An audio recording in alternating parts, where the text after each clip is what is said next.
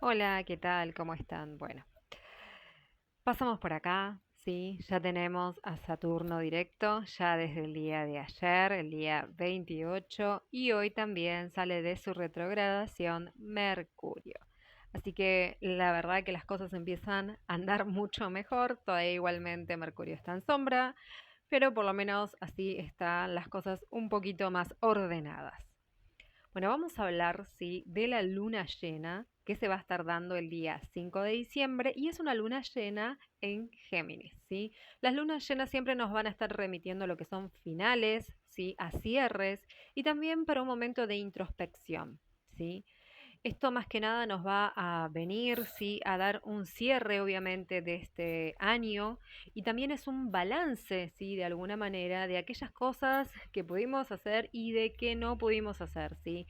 También, también asentando la realidad que obviamente al ser en Géminis, esta sensación de dualidad va a estar muy presente, sí.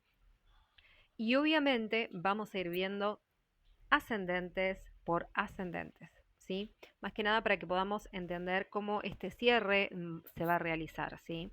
Porque obviamente luego vamos a tener la luna nueva, pero ahora vamos a hablar de este cierre de año. Bueno, primero de todo tenemos que decir que el ascendente en Aries sí se va a dar esta lunación en su casa 3, es decir, que tiene que ver con las comunicaciones, así que las comunicaciones seguramente va a ser un momento más que nada de hasta silencio o donde va a ser un día que haya mayor quietud y también tenemos que entender que es un momento donde quizás querramos decir ciertas cosas, pero tenemos que entender que quizás no es el mejor momento, ¿sí? Es como para darle un cierre o si tenemos que hablar algo más bien desde un lugar mucho más introspectivo.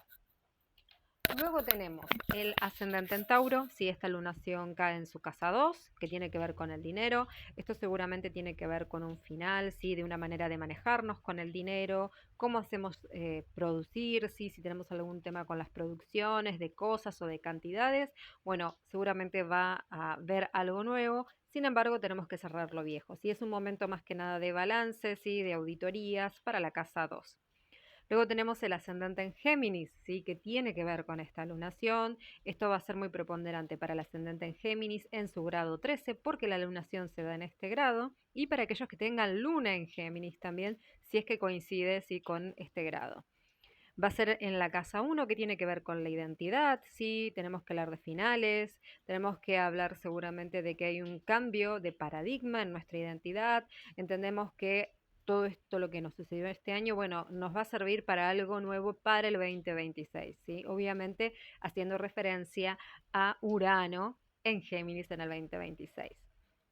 Luego tenemos el ascendente en Cáncer, ¿sí? Que esta lunación va a tocar en su casa 12, por ende seguramente van a tener muchos sueños, ¿sí? Que tienen que ver con el inconsciente colectivo, esto de la introspección, quizás sea un día más bien donde no tengamos que tomar mayores decisiones, sino para estar internamente, bueno, quizás haciendo cosas más bien del hogar, pero desde un punto más introspectivo.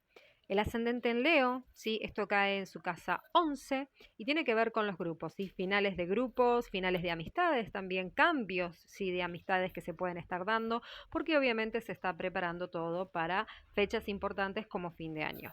Ascendente en Virgo, esta lunación es bastante importante porque va a caer sobre tu casa 10 que tiene que ver con la profesión. Seguramente ahí has hecho todo un trabajo elaborado, ¿sí? De bueno, ok, de continuar, de no continuar, incluso de nuevas propuestas, pero obviamente desde un lugar desde el balance de cierre de año. Luego tenemos sí lo que es el ascendente en casa en Libra, sí, disculpen, en la casa 9 que tiene que ver, bueno, ok, bueno, se hace un cierre de ciertos checklists, con esto con el extranjero, si piensan hacer algún tipo de viajes, como decir, ok, listo, ya nos ordenamos, ya sabemos en dónde no, ahora luego en la luna nueva seguramente será donde sí. Después tenemos en el ascendente Escorpio, esto ya tiene que ver en sí con su propia casa, con la casa 8. Entonces seguramente aquello que compartamos, sí, con el dinero, con herencias, va a ser un cierre bastante intenso e importante. Seguramente se va a dilucidar mucho más el panorama para el 2026. El ascendente en Sagitario, esta lunación cae en su casa 7, que tiene que ver con los vínculos. Por ende también seguramente va a haber cierre y desplazamiento de personas que ya no están vibrando con nosotros.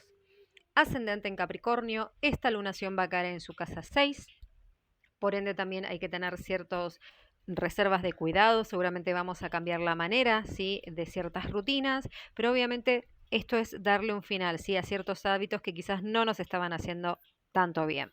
El ascendente, sí, en este caso Acuario, esto va a caer en su casa 5 y tiene que ver obviamente con finales de cuestiones de hijos, ¿sí? Con estas fiestas, con estas cuestiones que, bueno, ok, listo, se va a ver un cambio bastante intenso. Y también tiene que ver con fiestas, tiene que ver justamente, bueno, ok, vamos por este lugar, no vamos por este otro, ¿sí? Así que realmente va a estar bastante intenso.